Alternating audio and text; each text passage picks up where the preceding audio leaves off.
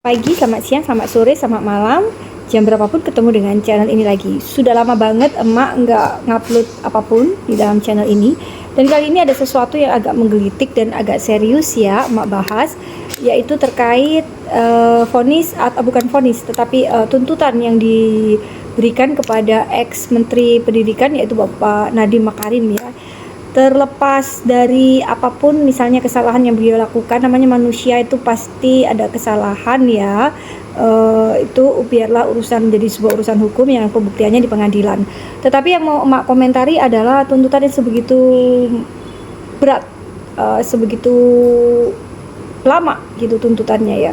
Apa sebenarnya kejahatan yang begitu besar yang sehingga beliau harus tuntut dengan tuntutan yang sebegitu lama ini? Yang mau solusi cuma satu ini.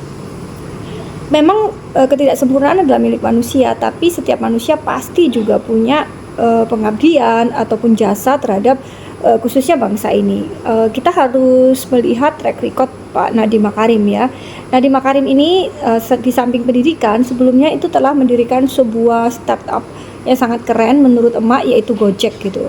Emak pun pernah menjadi salah satu pengemudi di Gokar ya, dan pernah merasakan juga manfaatnya. Dan emak juga lihat betapa banyaknya, apalagi khusus di daerah perkotaan ya, yang kesempatan untuk bekerja atau persaingan untuk mendapatkan pekerjaan itu sangat susah dan berat gitu ya. Meskipun dengan berbekal ijazah ataupun apapun itu, tetapi tidak semudah itu mendapatkan pekerjaan.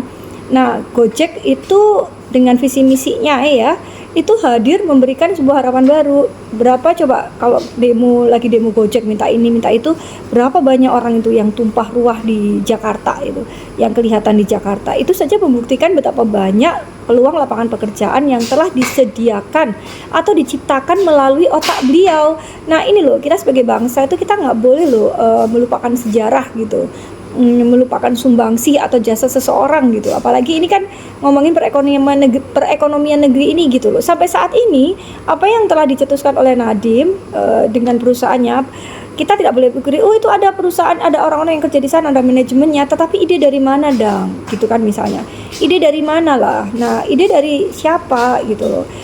Salah satunya ya dari Nadiem Makarim ini. Nah makanya kita nggak bisa lupakan itu gitu loh, nggak bisa part dari sejarah itu yang sementara kita juga menikmatinya saat ini, atau mungkin beberapa teman-teman masih menikmatinya saat ini dan banyak yang lain menikmati saat ini, terus kemudian kita mengabaikannya gitu. Terus kemudian nilai setitik rusak susu sebelanga, padahal susunya susu atau minuman yang diperlukan oleh bangsa ini juga sudah diberikan oleh beliau.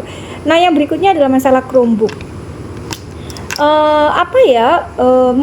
Memang gini, sekarang Chromebook, IFP ada di dunia pendidikan dan sebagainya. Ya memang berlomba-lomba digitalisasi.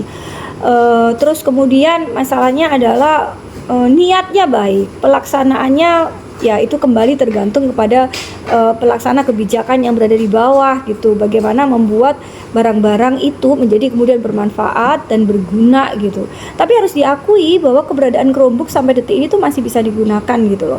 Jika keberadaannya masih memiliki nilai guna, seharusnya itu juga menjadi poin pertimbangan bagi Bapak Jaksa yang terhormat. Setidaknya mengapa sih sampai apa yang dimaksud dia dengan korupsi yang begitu membahayakannya gitu, sampai akhirnya dituntut dengan vonis yang sedemikian masif.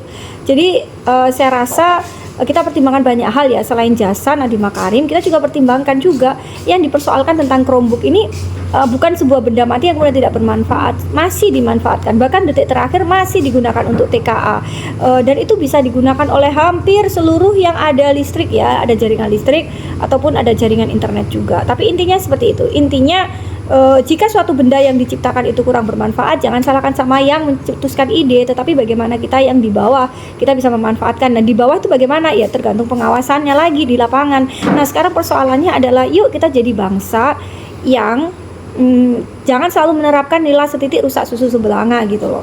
Kecuali nilainya udah banyak banget bisa rusak tuh susu sebelanga. Tetapi kita juga harus perhatikan bahwa sumbangsi jasa seseorang juga jangan mudah dilupakan.